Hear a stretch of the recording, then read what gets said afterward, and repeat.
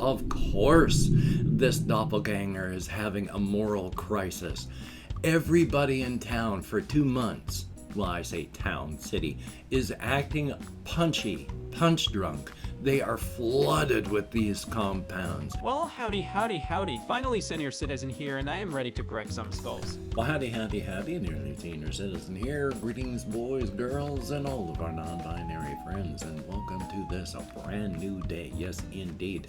It is sunny outside. My kitty cat is in the window watching the forest and sniffing the breeze as the world goes by. Thumbs up for that. The world spins beneath our feet. Sorry, flat earthers, it's true.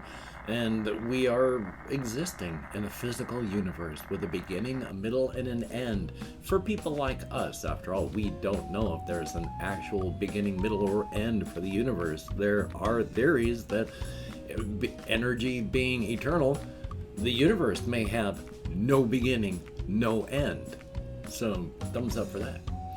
But hey, hopefully you're having a great day. And boy, it was warm last night. I forgot to turn on my window fan. And middle of the night, had to get up over to the window, turn the fan on, and then I was able to go back to sleep. So that worked out well. And hey, front loading of YouTube videos. If you could toss me a like, that'd be very cool. If you could subscribe to the channel, that'd be very awesome. If you could leave me a column. If you could leave me a comment, I love them. I read them. I answer as many as my executive dysfunction will allow. And of course, I'd like to speak English too. I wish to thank each and every one of my Patreon patrons, these literally beautiful and literally awesome people that are literally beautiful and literally awesome, helping to keep me and my pets alive. Thank you so very much. It is appreciated. I like being alive, and I know my pets like to be alive too. Thank you so very, very much. Front loading of videos over. Yay! So not a lot has happened, because it's just been, days, and not a lot has happened in 24 hours. Now, it has been both rainy and sunny. Hokey smokes, yesterday was weird. Like every 5 minutes it would be really rainy and just dark outside, and then it was bright and sunny, and then it was raining, and then it was bright, and it just kept that up all day. It was just crazy. But when I went out for walkies, it was nice, and that was very good. I appreciated that. Yay. I don't even mind going walkies in the rain though. I don't like having wet feet, because my shoes get soaked and so my feet get soaked. But being cold and damp, that's part of it. I enjoy it. Thumbs up for that. And being bright as sunny as it is, I need to readjust how I have put some paper in the windows, because the sun comes through the forest over there and I have to put paper up on the window. And I tried, but it's still hitting me right about here, as we can see. So I've got to adjust that more. You gotta love the sun, that flaming ball of plasma. There is some stuff that I do want to talk about. One of them is just kind of a silly thing, but I was amazed myself. Pewter is just tin with some stuff mixed into it, copper and something else to make an alloy. Tin has a very low melting point. It's like 400 degrees Fahrenheit. So if you want, and you have like a good iron pan, you can go, now don't do this unless you're like, an adult or can, work well with your hands. But this cooking channel, she was doing a video debunking a bunch of stuff. And one of the things was cooking a steak in molten metal and how it would work real well. And they showed melting tin and then putting a steak on it and then just eating it. Well, Ann Reardon, I believe, is the person who runs the channel. She did that, melted some tin in an iron thing on her stove. Just got some pewter and melted it. Turn on your stove and it melts. Make sure it says lead free, because there is some pewter and some tin products that are made with lead, and that is incredibly bad for you. Lead is so toxic for your brain. Make sure it says lead free. But yeah, this stuff just went zoop, melts right down into molten metal, which is why I say be very careful. It may only be 400 degrees, but water boils at 200. So, and we're primarily water, and you will hurt yourself badly. But she was playing around with this molten metal stuff after she had, cooked the steak when it was covered in the molten metal that she had to pick off. And it's like, you try to eat that, you're going to hurt yourself badly because of the sharp edges of the metal that you'll be eating. But she just took some of that tin because she was curious, and she had some of these silicone molds that you can make like ice cubes and stuff in. And she poured the molten tin into the silicone molds. Got a little worried because there was some smoke coming out of it at first, but then she put the silicone molds in some water, and that was fine. So apparently, if you find tin products, go to a cheap store and find something made out of pewter, and make sure it's lead-free, and you can melt it. If you can make a mold, then yeah, you can melt and make your own tin things with melted tin. Just as stated, be super careful. Look up, make sure you're doing it properly, but it's amazing how much of this stuff you can just do at home. You don't need a modern smelter. And so I was just amazed. I wanted to talk about that. Again, I do not suggest that you do it unless you're old enough, unless you've got the manual dexterity.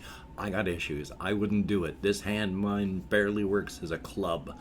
So I'd be sure to melt tin all over the place and just make a mess. And so yeah, if you do it, make sure that you do it safely.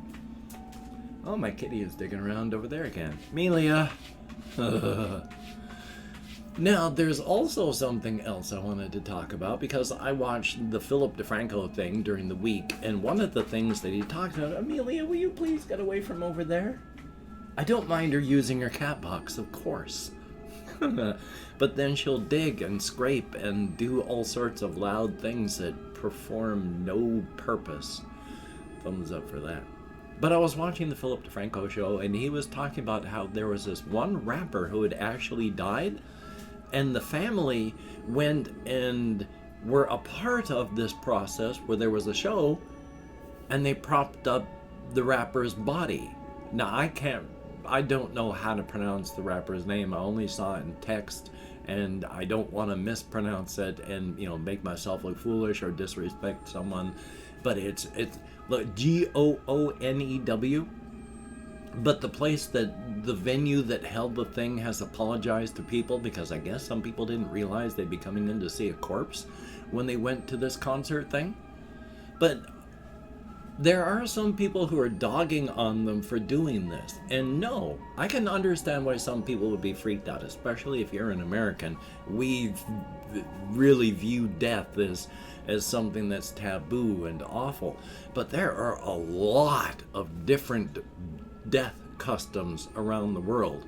The traditional Irish wake, you would have an open casket and come up to pay your respects with food and drink and reminiscing and having a good time with the corpse right there.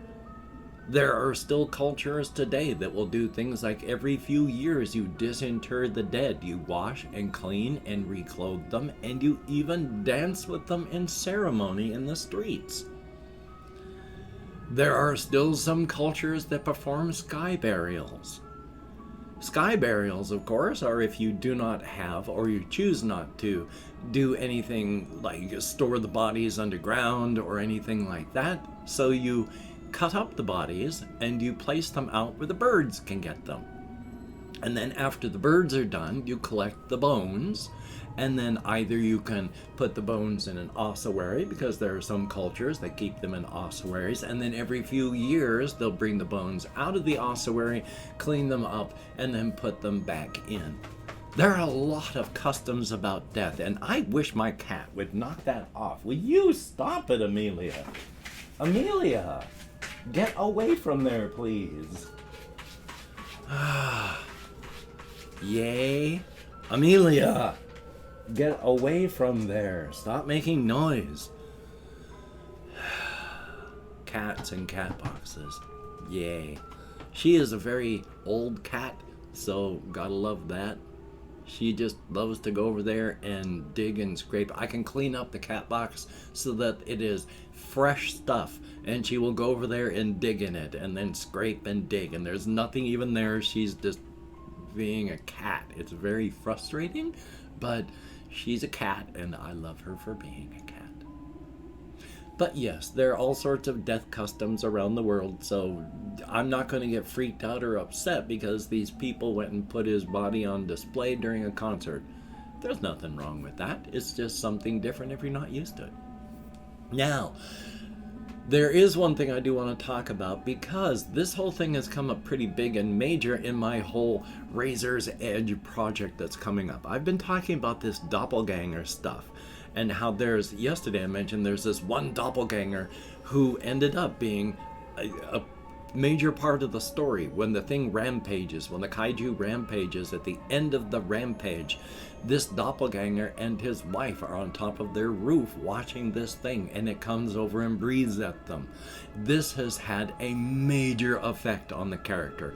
I had talked about how at first they had gone and just had a sort of existential crisis. They're like, why didn't I run? Why did I not do this? And then, realizing, I've married my wife, I love my wife is a human being, and all of these people in the community, even if I don't know them, they're still a part of the community, and the community is important to me. Not just my family, not just my friends, everyone. And they come to this realization that yes, they are a part of the community, and they just have this huge feeling of that, I am a part of all this. I could never leave Apple Rock. Of course I would die for it. Which, as a throwaway character, has been percolating to become this. Now, of course, it doesn't end there, because there is a further moral crisis that this creature is going through. Now, this is the thing. It's unfortunate. It is an organic process, but it is not an intrinsic organic process. After this latest rampage, because it is so large, because the kaiju can tweak its own innards to produce the effects that it wants, this normal waste gas that breaks down and bonds with other things to form metabolites that form feelings of community. And these are real things. One of the things that happens, like when you are really happy or you engage in like a reproductive activity, your brain releases like oxytocin and prolactin.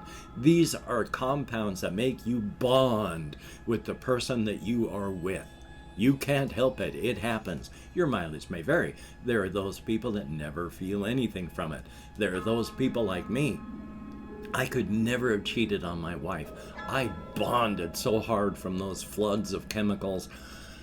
I couldn't have hurt her if I wanted to that way. But everyone is flooded with these compounds all the time normally.